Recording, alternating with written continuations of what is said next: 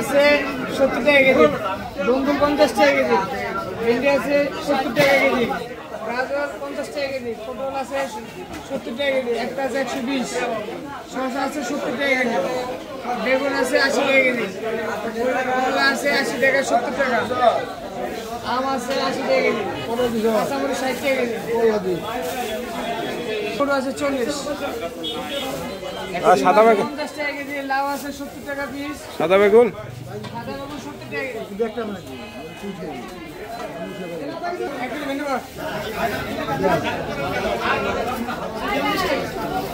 সিম কত করে সিম?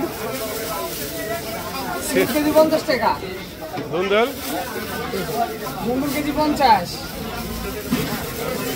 আর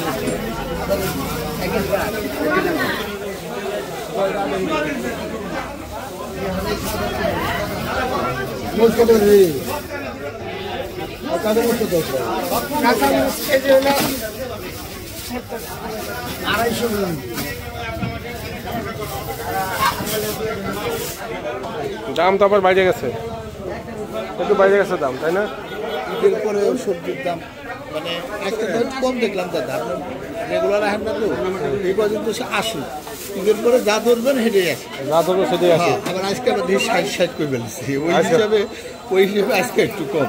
ঈদের পরে সব ছিল 80 আজকে একটু কম, তাই না? একটু কম লাগতেছে। তো রেগুলারে আহি বাজারের সামনেই বাসা, রেগুলারই আহি দেখি আর কি।